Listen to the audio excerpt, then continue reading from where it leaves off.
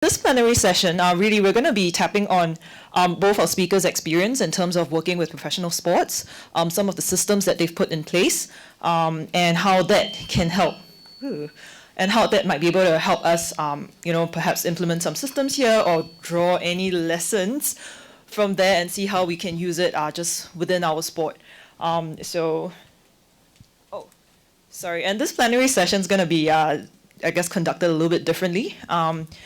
Feel free to keep bringing questions in using Slido. So again, the code will be SSS 2018. I have the questions coming in as we chat about, yes, up there, as we chat about, their experiences. So.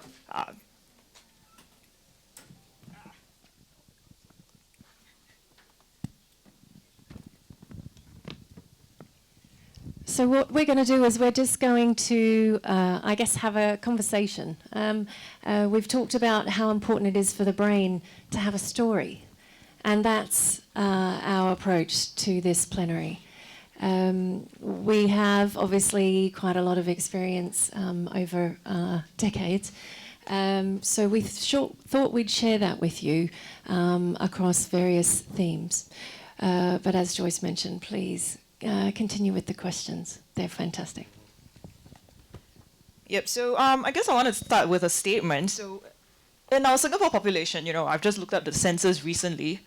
We have 5.6 million people in our population, of which 4 million are Singaporean residents.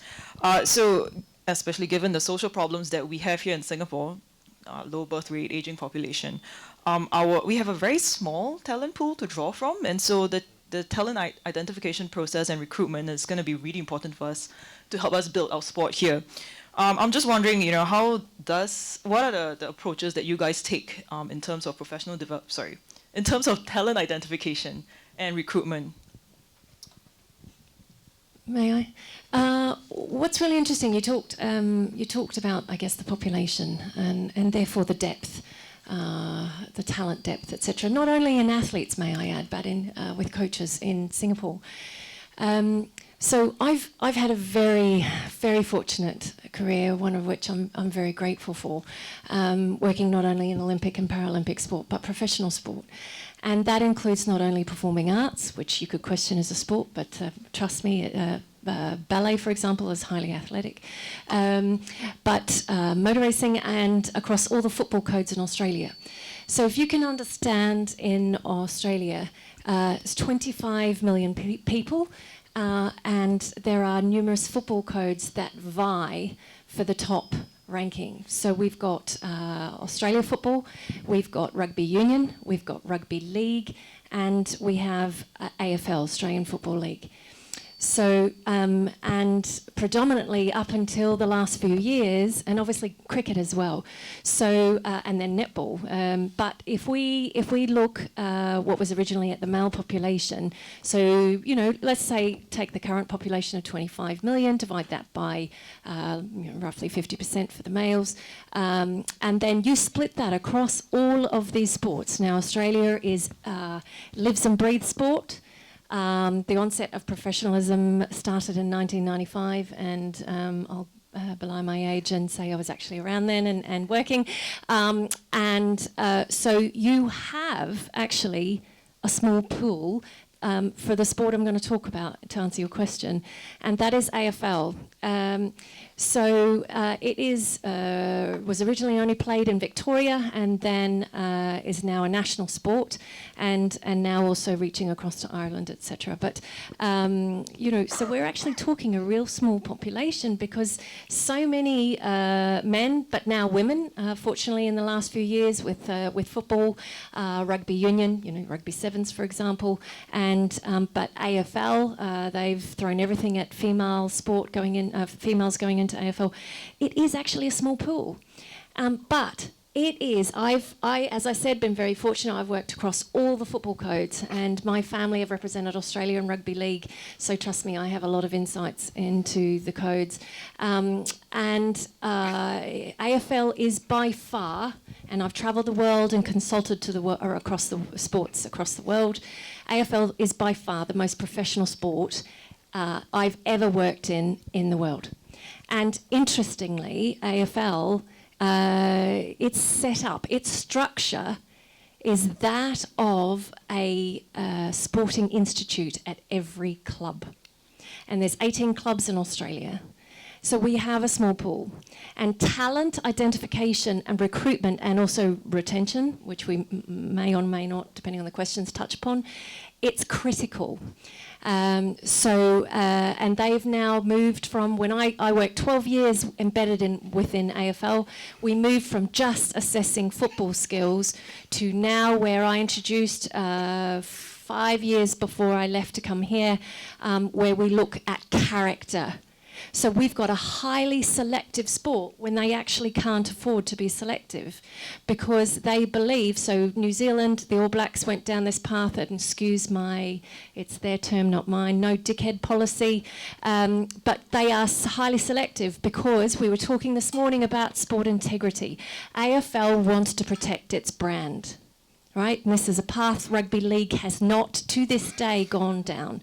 It wants to protect its brand, so it takes care of its own, but it goes through a highly selective process, including the very professional draft combine, which is many days of assessing athletes. And what I introduced was we assess personality and character. So we do behavioural interviews, we do psychology testing, psychomotor testing, as well as athletic skills and football skills. It is a heavily rigorous process, and so it's identifying the best athletes under 18, and then we take care of them. But perhaps I'll get a chance to talk more about that in a minute, so I'm going to hand over to you, and I'll be quiet. From a North American perspective, it's slightly different, and I've talked a little bit about this, and we emphasize a lot more, I think, now on the health side than we ever did. But we don't generally develop athletes. I just said that. We have the largest population in the world, the most diverse population in the world.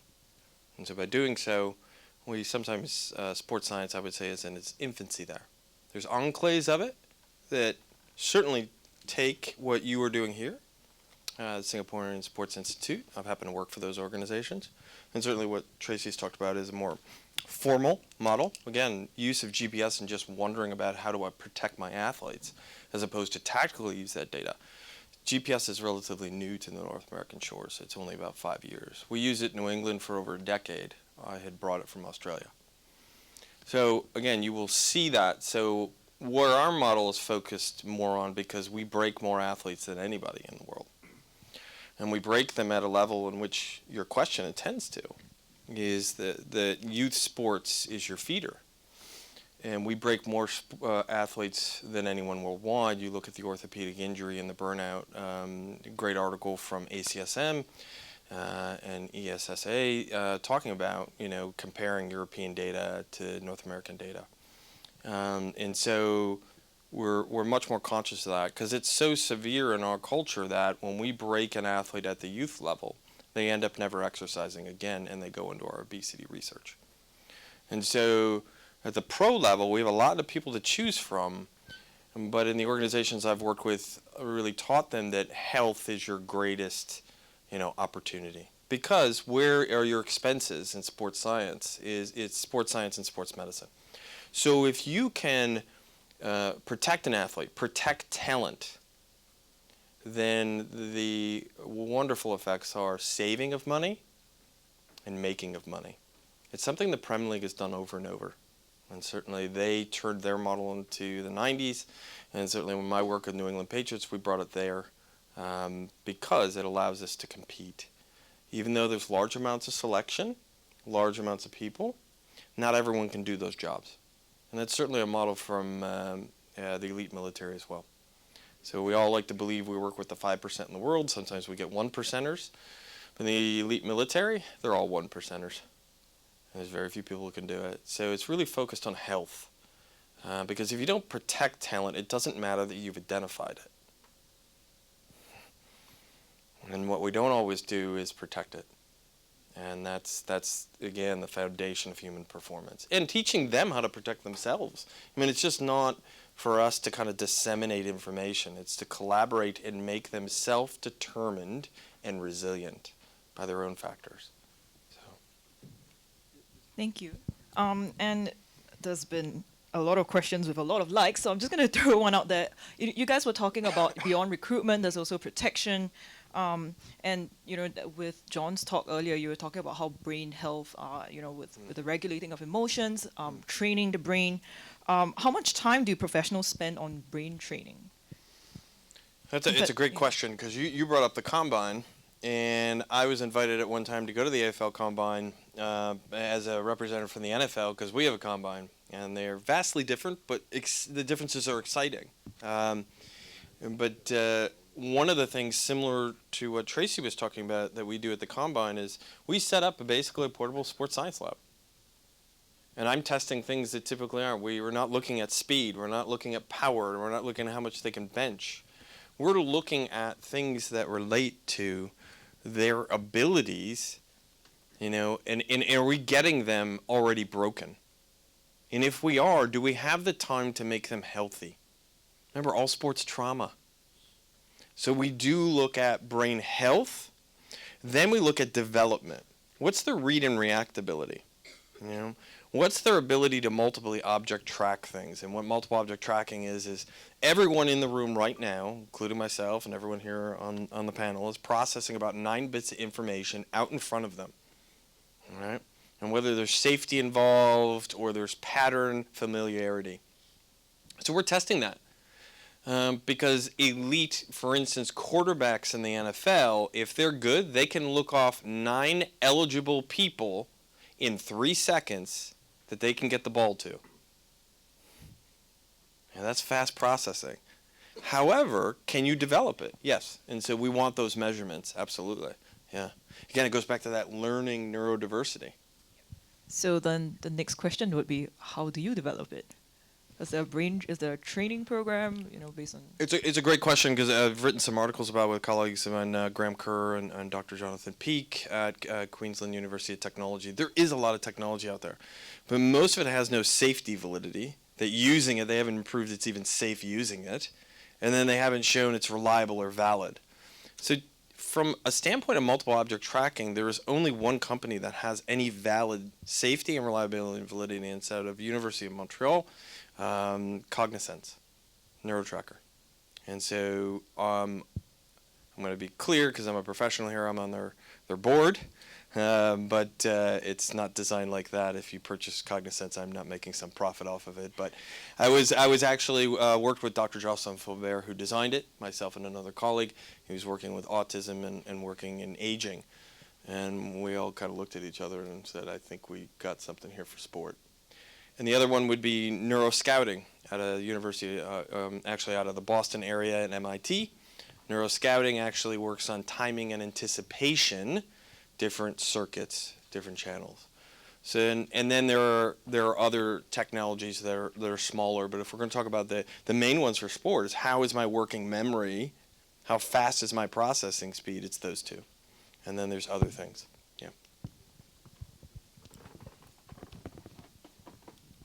Excuse me, guys. So from, I guess if I go back to the example of AFL as well, it's a high performance culture that is very much about see and do. It is plan, change, and it's high pressure, and it is constantly evolving. So 12 years, if you think about professionalism onset 1995, and then prior to coming to Singapore, I spent 12 years. That was the most highly evolutionary time to be in high performance sport. And as I said, if AFL's leading the world, as far as I'm concerned, the amount of technology we would bring in and we would be willing to experiment with to look for those marginal gains. So it was a great breeding ground as far as my career and experience, as far as for me to grow. But it obviously has its issues. And if we talk about, as we did about integrity this morning, and there was fallout within AFL around this, about finding those marginal gains. So this is where we try to keep coming back to how do we identify, how do we select, but how do we develop our athletes and our coaches but then how do we retain them?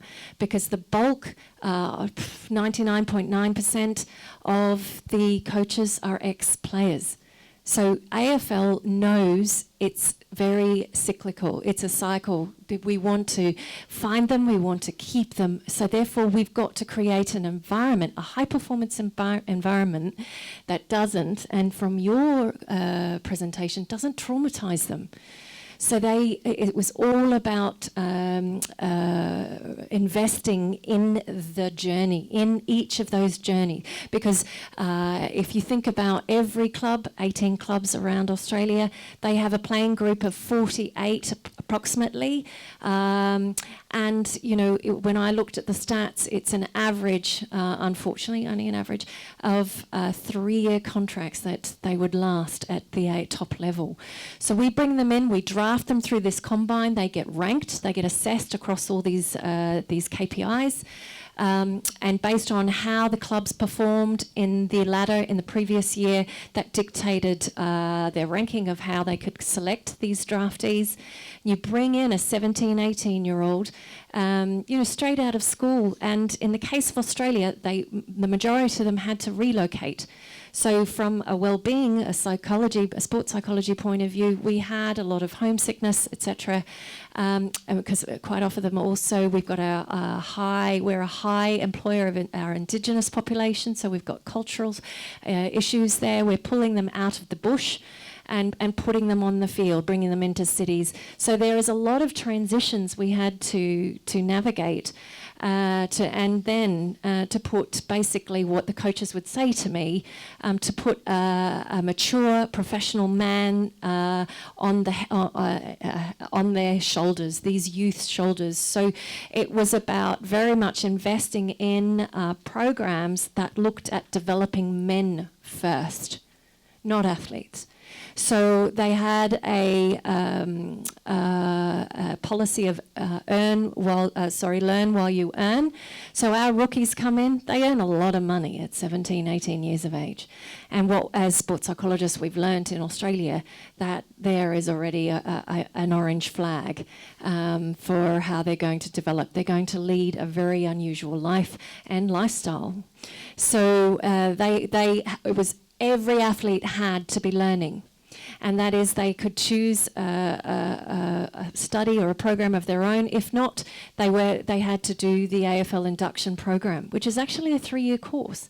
And this is where and I developed a program. A part of the curriculum was all about handling pressure, managing stress. These are life issues.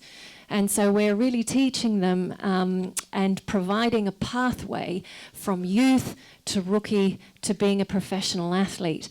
So there are, and eventually what was interesting is the more senior players then started to lead their own campaign to develop programs of giving back to the men in society. Australia has a very what we call a very macho culture, and that is men don't cry, you harden up, you swallow some cement and harden up, and especially in sport.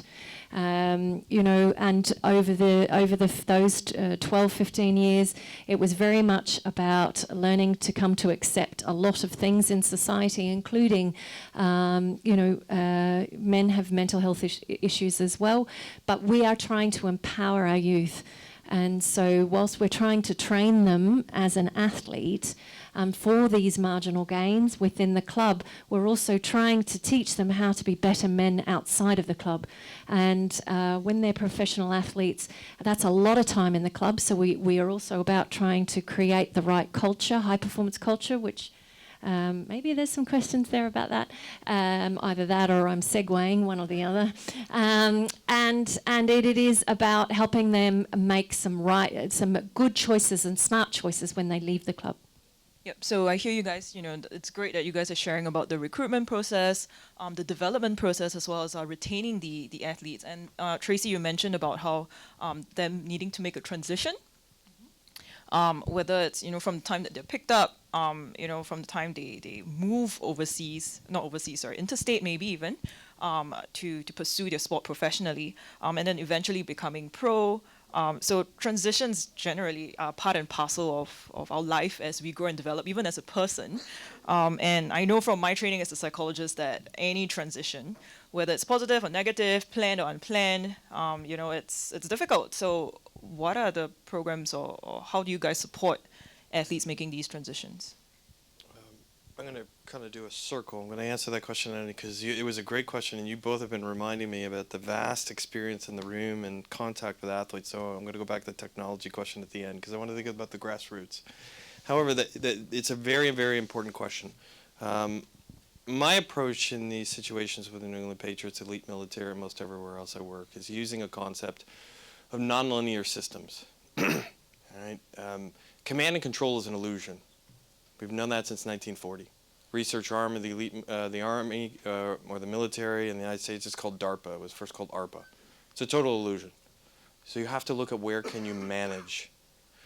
And so we would apply, I think, this concept. In sport, we really do something really, really well. We do debriefing really, really well. We can sit down, we can talk about it, we can align where we can do better, we can compliment, we can celebrate, we can, hopefully do a good job of feeling through the emotions of loss and learning the lesson from it. But that doesn't get us to high performance. It's been around a concept since Greek and Roman times. It's called pre-mortem thinking. It was actually researched quite a bit. It started in 1973. Think of everything that can go wrong and have a plan. So where is your noise? And so as Joyce was talking about, transitions are noise.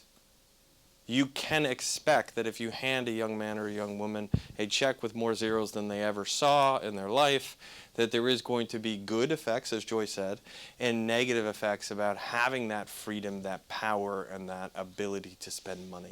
So is to put programs in effect that allow for prevention. Again, prevention saves you money and makes you money, but reduces noise. And that noise can be used as a positive thing when we talk about nonlinear dynamics, or it can be used as a negative thing. But it's looking at things as systems, not boxes. This is not A plus B equals C. But it's accounting for everything that can get in the way. It's how the elite military function.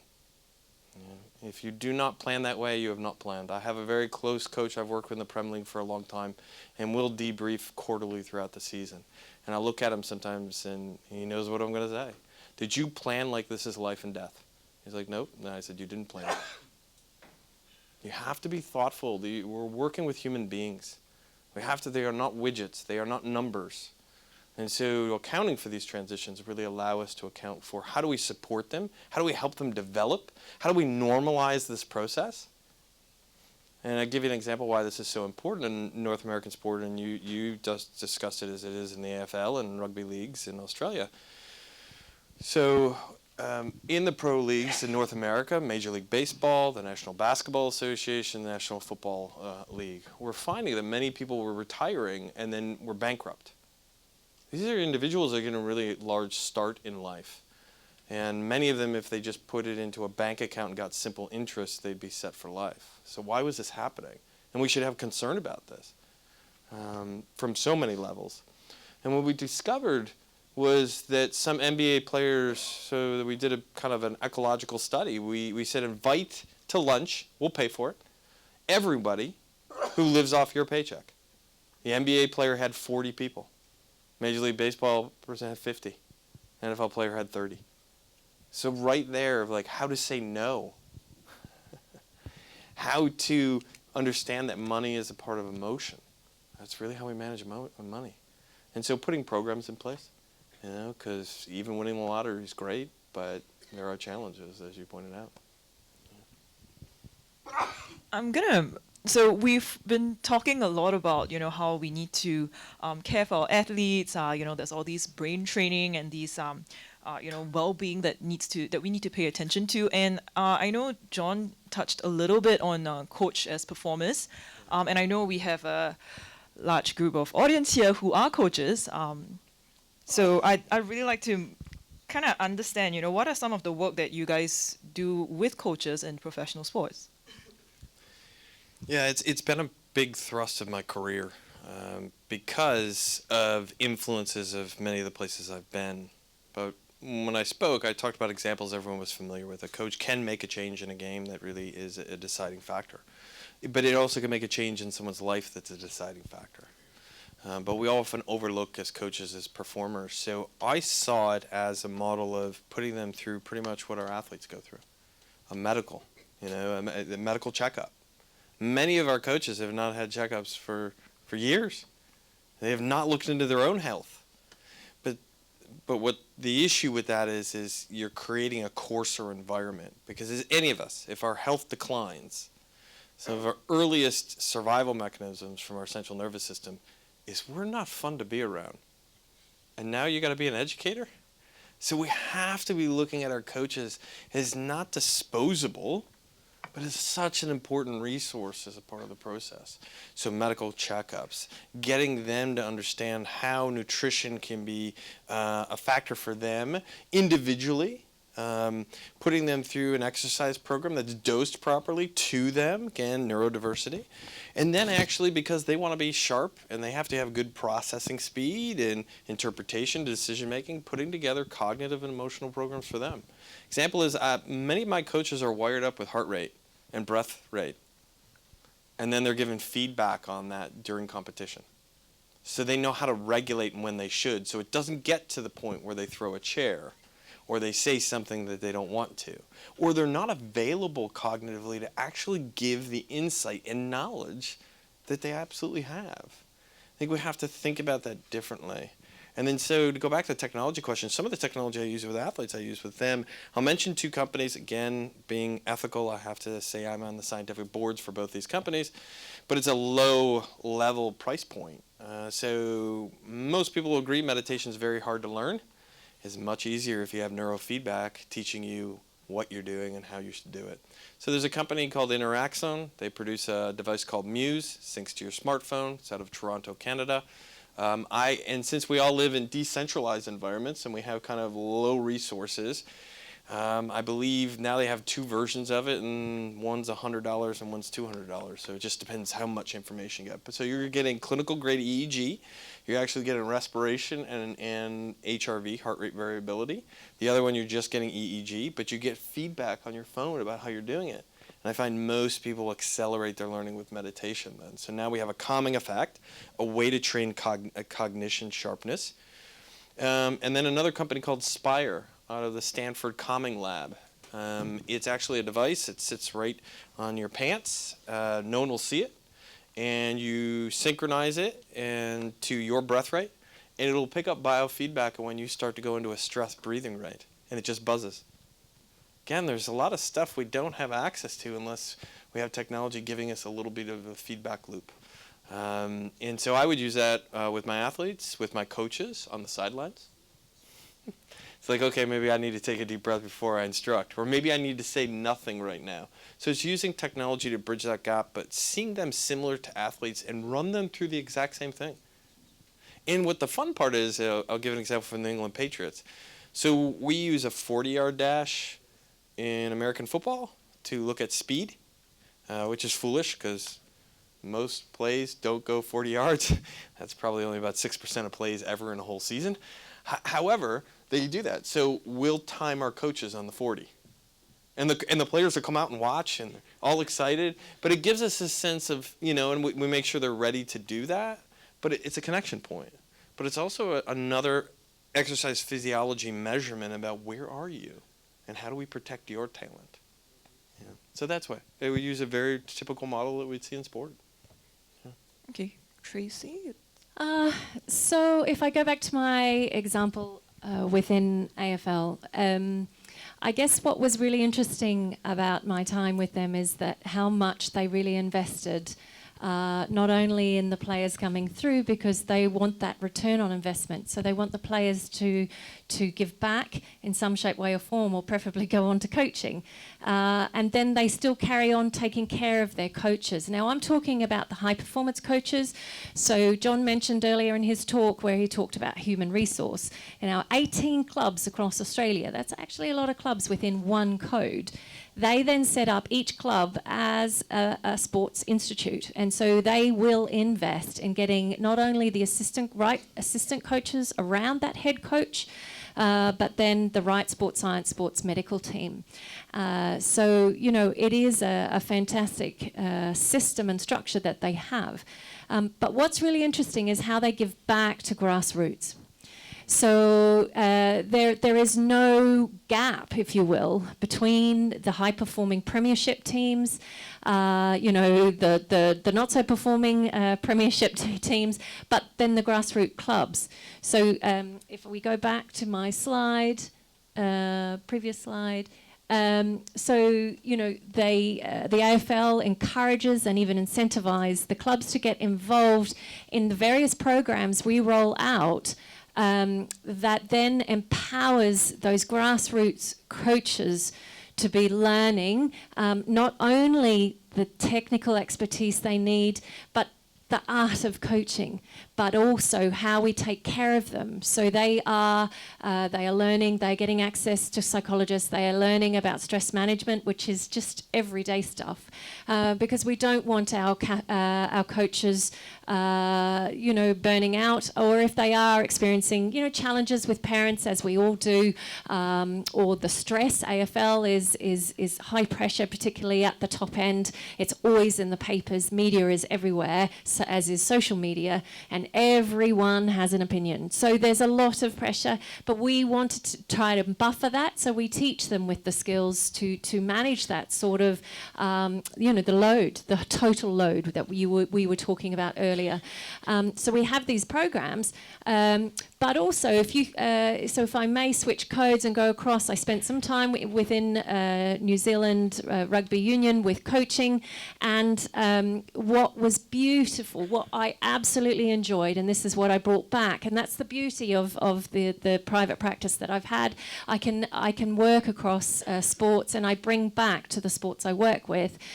What I've never ever come across a sport or a nation that so heavily invests in not keeping their top coaches at arm's reach. So you know, they get all of their, and you know, it was Super 15, etc. You know, the rugby process they have in place there. They bring all of their coaches together with their All Blacks coaching staff, and they are all learning together from each other. It's an amazing supportive environment, and that's what we brought to the AFL. It's even though on the field, you know, their arch nemesis is across on the opposite bench, but at the end you walk off the field and you are supporters of each other, and you're all there to learn. Mind you, in AFL though, there is a lot of sledging and going on across all the coaches. So, you know, in one sense it's war, but in another sense we are each other's resource. So it's putting those resources in place, it's putting the programs and the structure in place for these coaches to develop and be the best people as well as the best performers. So I've got a question with many likes here, and I guess you know, as we're talking about, you know, in professional sports, it's very results oriented. There's a lot riding on these contracts. Singapore is also a very results, I guess, oriented culture, and you know, I'm just from the questions I'm seeing that our audience our audience understand the importance of having brain health or mental well-being within sports. So how do we ensure that for athletes, or you know, in pro sports? How do you guys ensure that, you know, that these programs are in place and the well-being of the athletes are taken care of? I mean, I see that as, it's again a very complex question. There's a lot of intersecting pieces, because in pro sport, people are suddenly now doing something they love and getting paid for it. There's no quicker way to demotivate someone than is to do that. There's no quicker way to look past the details because it's about winning. I think it goes back to something we were talking about, culture. If you manage by outcomes, it's like driving by the rearview mirror. You have to build a culture on process. Again, this has a knock-on effect of improving the opportunities that we make for ourselves, because the brain likes predictable things. So if it's predictable that my coach is going to model these aspects of brain health, self-care, and is going to load us throughout a training week thinking about our well-being, and they also do that for themselves, you have a process. And I think that's incredibly important. There is no doubt noise about outcomes, but you have to bring a team back to one practice at a time, one game at a time. But also your coaches need to be modeling that. And think about when they model better health, then it has a safer environment impact. And we know that we see and do. We see children do that all the time. That's not behaviorism. Simply I see and then I do. It's a neurobiological experience. And when we see someone do that, and there's a connection point there. And so I think you have to go back to culture, and you have to understand process and not look at outcomes. Outcomes is noise. It's a distractor. That's a given. If you play sport, you want positive outcomes, so you better go to, that's so simple way of thinking. You have to get back to how. How do I do that?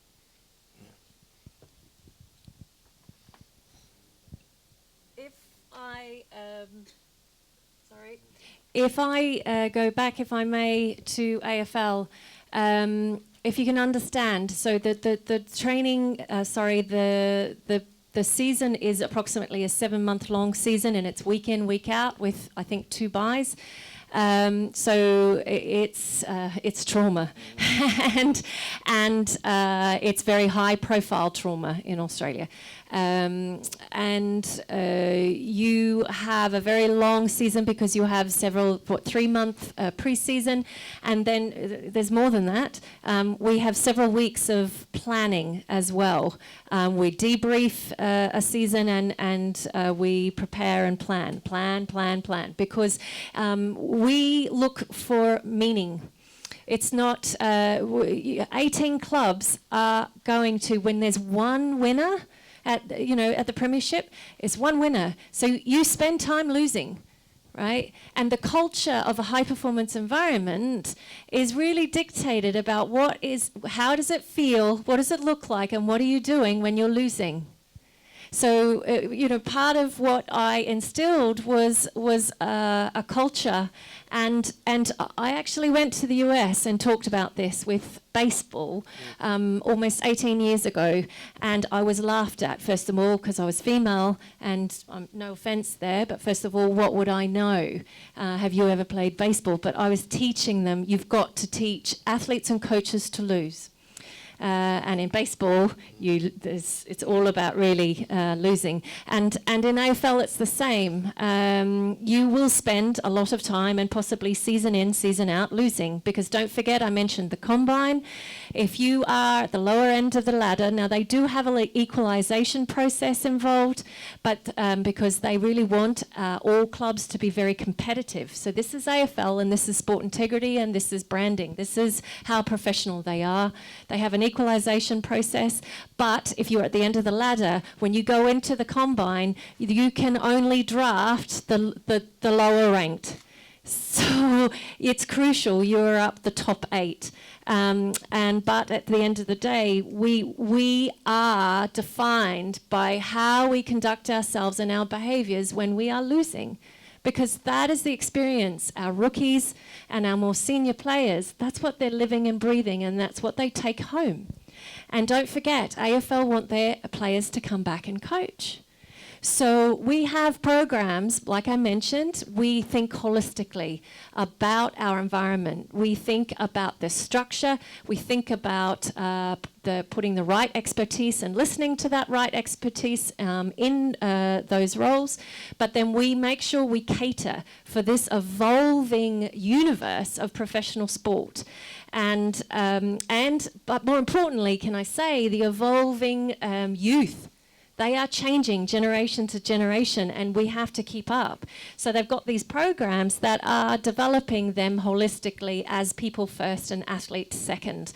And we look to put these programs, and I've had various programs on our slides written up. And as they become senior players, we move them to this Teamwise program, which is all about leadership.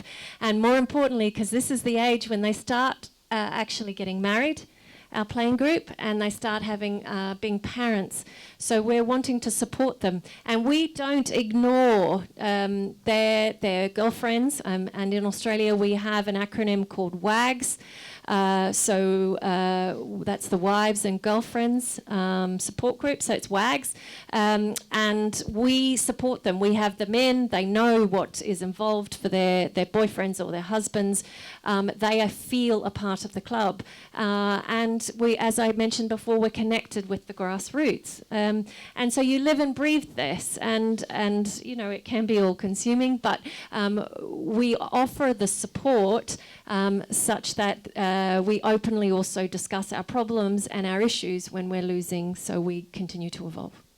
One of the things I want to emphasize to what you were saying as well is you were talking about lessons. And again, that's an orientation for a high-performance environment. It's education and lessons. When you focus on the outcomes and you're focusing on perfection, again, the brain doesn't like that. But where the brain actually needs to lose and make mistakes to reinforce processes in which it can then do with a consistent context.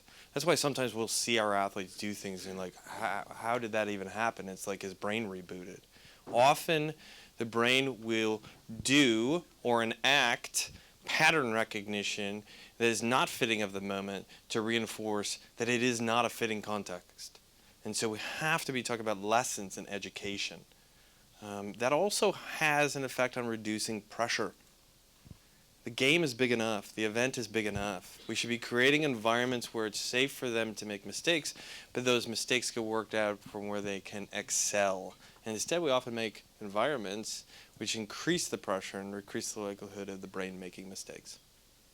Thank you. So we hear a lot about how, you know, there are specific interventions that maybe for the at the individual level we can help our athletes with, but beyond that, there's also at the systemic level, you know, implementing programs, working together with, you know, the entire organization to make sure that we're all looking out not just for the athletes but also for the coaches as well. Unfortunately, time is up. We have a lot of other great questions. Again, please use the tea break that's going to be happening later to connect with John and Tracey. I do also want to, I guess, advertise a little bit for our psychology session, because we do have some questions asking how can we support our athletes who may be experiencing poor mental health. Later on at 4 o'clock, later on for the breakout sessions, we will be looking a little bit at mental health and how, I guess, as coaches or even members of the public in the sporting industry, we can help our athletes. So let's put our hands together again to thank Tracey and John. And thank you to Joyce. Thank you.